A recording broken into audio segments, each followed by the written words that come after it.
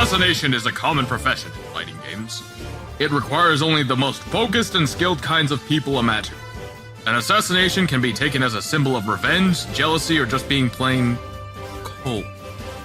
But no other two assassins in the world of fighting games are as cold-hearted as today's combatants. I'm Manny, and I'll be researching Sub-Zero, the leader of the Linkway from Mortal Kombat. I'm Chelsea, and I'll be researching Kula Diamond, the antique K-Dash weapon from the King of Fighters. I am the Fight Analysis and Conclusion Tolerance software, or FACS for short, and I will be determining the victor with their research taken into account. And I'm Rick Rocker, and this, ladies and gentlemen, is Battle Royale.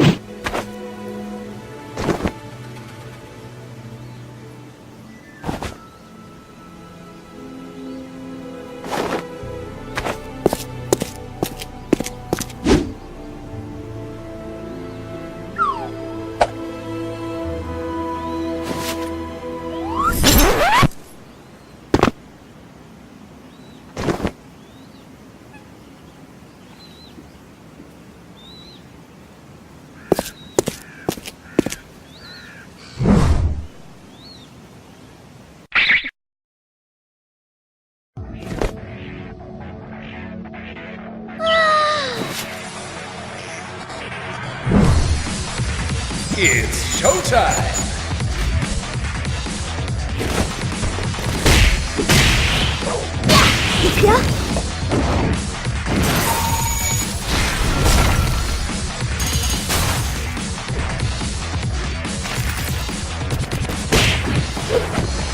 Hey, Kula!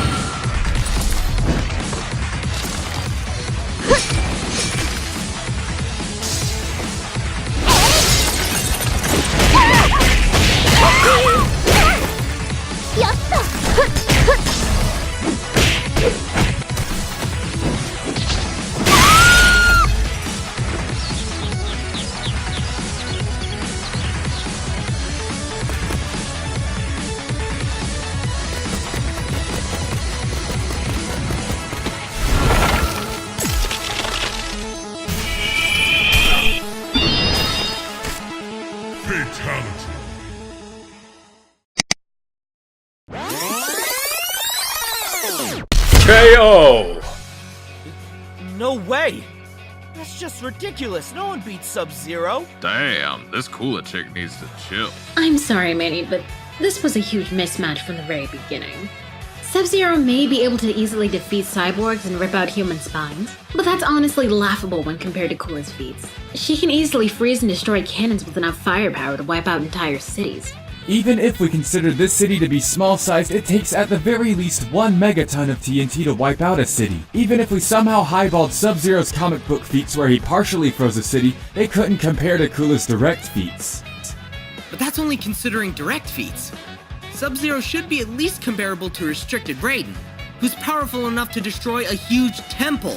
Firstly, that attack that Raiden performed was a suicide attack that was used as a last resort.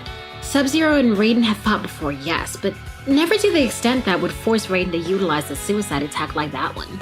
Plus, even if he did scale to that feat, it would not be anywhere near Kula's several city-level feats. Fax, do your thing.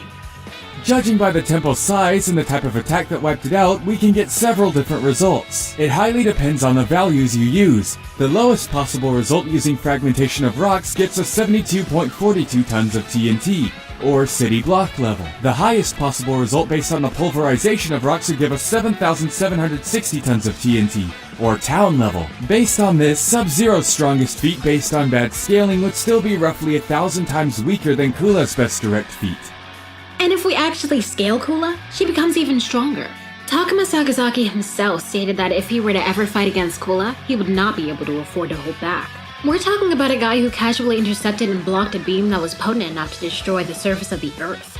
The circumference of planet Earth is roughly 40,075 kilometers. By using my handy-dandy nuke calculator, we can determine that in order to wipe out that much terrain, we would need about 5.1 exatons of TNT, or 514 million megatons. That's large continental levels of power right there. Quite a step up from the city-level feats. On top of that, due to the time frame it took for the beam to reach the planet, we can round up the speed of the beam to be over 100,000 times the speed of sound. That would make Takuma, and in turn Kula, able to move and react at relativistic speeds.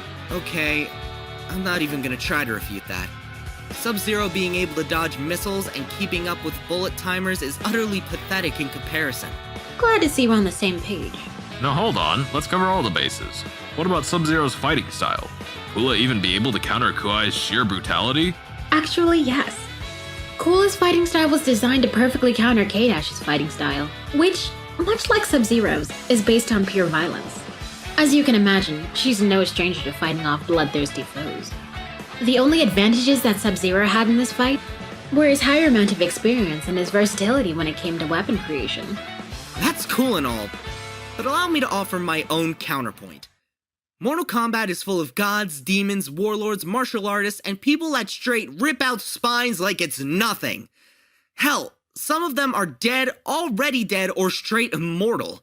King of Fighters doesn't compare whatsoever. Really, I'm sure with some more in-depth calculation, you'll see that this should have gone to my man.